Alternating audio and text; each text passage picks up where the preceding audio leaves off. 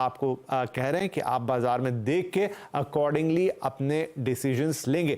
Right, तो मानस साहब, बाजार का ये हाल हुआ, ब्रॉडर मार्केट का कुछ स्पेसिफिक शेयर्स जहां पे कल आपकी नजर रह सकती है? तो देखिए, 3 स्टॉक पे मेरी नज़र है। 2 तेजी के स्टॉक हैं और 1 मंदी का स्टॉक है। तो तेजी का स्टॉक है गोदरेज प्रॉपर्टीज, जहां पर आज बहुत ही बढ़िया रैली देखने को मिली। लेकिन देखिए, आज की रैली के बाद मैं समझता हूँ कि फॉलो बाइंग देखने को मिलेगी, क्योंकि यहाँ पर एक फ्रेश ब्रेकआउट देखने को मिला है, काफी बेहतर वॉल्यूम देखने को मिले हैं। तो गोदरेज प्रॉपर्टीज में खरीदारी करनी है 2799 के स्टॉप लॉस से 2950 के टारगेट के लिए। दूसरा स्टॉक मैरिको का है, जहां पर स्टॉक ने कंसोलिडेशन के बाद आज एक फ्रेश ब्रेकआउट 200 दिनों के मूविंग एवरेज के ऊपर दिया है। तो मैरिको में खरीदारी करने की राय रहेगी 519 के स्टॉप लॉस से 550 रुपए तक के टारगेट्स पॉसिबल हैं। वीकनेस वोल्टास में दिख रही है। देखिए, वोल्टास ने आज अपने एक बहुत इंपॉर्टेंट सपोर्ट था 1460, उसको ब्रीच किया, उसके नीचे गया है। तो एक बड़ी रैली के बाद एक छोटा सा करेक्शन ड्यू है। तो यहाँ पर आप शायद बिकवाली करने का ट्रेड ले सकते हैं। 1471 का स्टॉप लॉस लगाना है और 1410 तक के टारगेट्स पॉसिबल है वोल्टास में। जी, तो गोदरेज प्रॉपर्टीज, मैरिको और वोल्टास आपके सामने है, तो यहीं से रिवर्स ऑर्डर में देख लेते हैं। सेल करने की सलाह दे रहे हैं क्योंकि चार्ट्स पे वीकनेस दिख रही है जो आगे और गिरती हुई बढ़ती हुई दिख सकती है। स्टॉप लॉस होगा 1471 का, जिसमें टारगेट्स आपके लिए है 1410 रुपए के। वोल्टास को बेचकर चलने की सलाह यहां पर मानस जी दे रहे हैं। इसके अलावा मैरिको इंडस्ट्रीज अगला, यहां पर खरीदारी की सलाह है। तो यहां टारगेट होंगे आपके लिए 550 रुपए और 519 रुपए का आप लगा देंगे स्टॉप लॉस। गोदरेज प्रॉपर्टीज, जहां पर एक अच्छी मूवमेंट देखी है मानस को, लगता है कि वो जो बाइंग मोमेंटम है वो जारी रहेगा। तो यहां पर भी खरीदारी की सलाह, जहां 2950 के टारगेट्स होंगे आपके लिए और 2799 का स्टॉप लॉस जरूर लगाइएगा। 3 शेयर जिन पे कल मानस नजर रखेंगे, आप भी ये टारगेट और स्टॉप लॉस लेकर इन पर नजर रख सकते हैं। राइट, चलिए अब वक्त है सवाल जवाब का, जो सबसे इंटरेस्टिंग पार्ट होता है इस पूरे प्रोग्राम का, क्योंकि उससे कई लोगों के जवाब मिल जाते हैं, मार्केट का मोटा ट्रेंड पता लगता है, कौन शेयर कैसा कर रहा है ये भी हमें समझ में आता है। तो क्षितिज पटेल साहब हैं, कानपुर से हमें कॉल कर रहे हैं। क्षितिज जी, बहुत स्वागत है आपका, क्या सवाल रहेगा? सर नमस्कार सर, मैं आपका न्यूज चैनल बराबर देखता हूं और खास तौर पे जो सुबह का टाइम होता है वो तो जरूरी देखता हूं मैं। धन्यवाद सर। जी बताएं। जी सर, मेरा सवाल ये था कि मैंने KEI खरीदा है। अभी मैंने लास्ट ट्रेडिंग डे में भी खरीदा था और आज भी कुछ खरीदा एवरेज करने के लिए। तो करीब 50 शेयर मेरे पास आ गए हैं और इनका एवरेज प्राइस जो है वो 3880 के करीब है। ओके। तो मेरा इसका व्यू था कि मैं 1 से 2 महीने इसको रख सकता हूं। तो इसमें मुझे स्टॉप लॉस क्या लेना चाहिए और टारगेट, तो मैं इसमें 200 रुपए ऊपर ये सोच रहा हूं। तो क्या मेरा टारगेट सही है सोचना इसमें? बढ़िया सवाल आपका। KEI इंडस्ट्रीज 3880 का एक एवरेज प्राइस, आप स्टॉप लॉस क्या रखें? फिलहाल तो लॉस है आपको करीब 82 रुपीज का, लेकिन 200 रुपए यहां से ऊपर जाने की उम्मीद लगा रहे हैं मानस क्षितिज साहब, क्या इनकी उम्मीद पूरी होती दिखेगी? देखिए, अभी तक का ट्रेंड तो पॉजिटिव लग रहा है स्टॉक में, लेकिन पिछले करीब 15 दिन से हम यहाँ पर कंसोलिडेशन देख रहे हैं।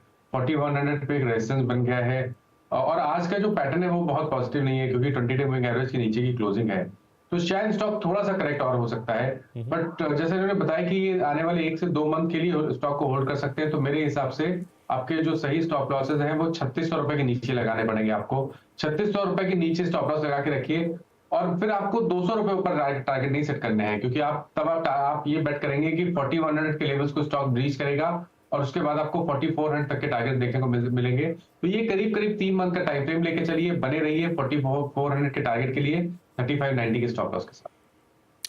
राइट, तो चलिए बिल्कुल बने रहिए, 3 महीने का कर लीजिए समय आप 2 से बढ़ा के, और आपको अब छोटा मोटा टारगेट नहीं 4400 के टारगेट्स देखने हैं और 39।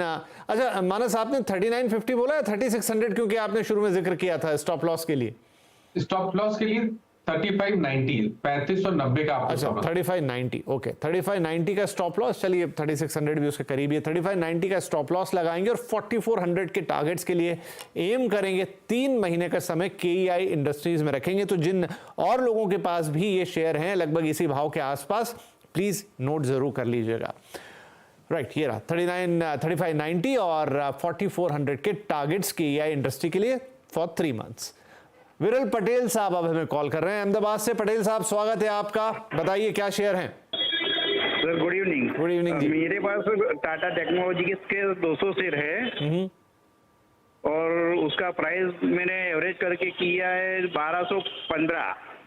ओके, और अभी 1080-90 के करीब चल रहा है।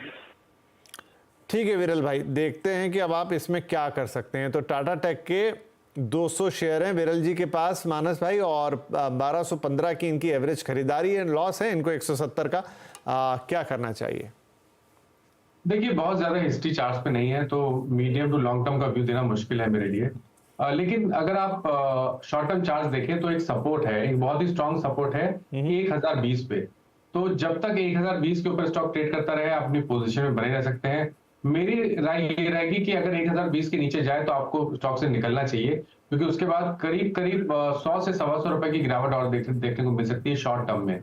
ट्रेंड बुलिश कहाँ होगा? देखिए ट्रेंड बुलिश होने के लिए स्टॉक को कम से कम 1150 का स्तर बीच करना पड़ेगा, उसके ऊपर जाना पड़ेगा। और अगर स्टॉक ऐसा कर लेता है तो आपको बहुत ही जल्द 1300 से लेकर 1320 तक के भाव देखने को मिल जाएंगे। ठीक है, तो देखिए इसमें अलग अलग कंडीशन है विरल भाई।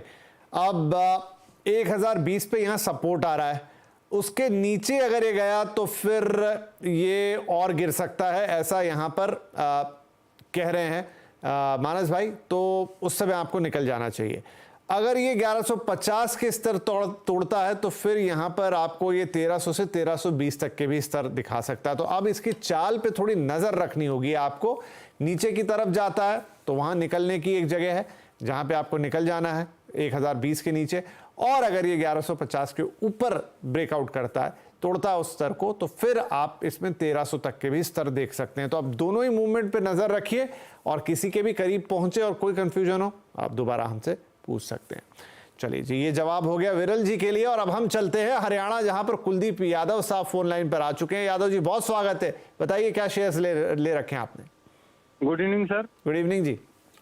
सर मेरे पास एक तो हीरो मोटो कॉर्पोरेशन के 1000 शेयर हैं, वो मैंने 4484 पे लिया है। और Okay. सर जो सेकंड है वो रिलायंस इंडस्ट्रीज का है, उसके भी सर मेरे पास 1000 शेयर हैं, वो मैंने 2966 पे लिया है। और सर मेरा जो नजरिया है वो शॉर्ट टर्म का ही है, ज्यादा लंबा नहीं है, 1-2 महीने का ही। तो इसके बारे में सर एक बार गाइड करें, क्या क्या करना चाहिए अभी?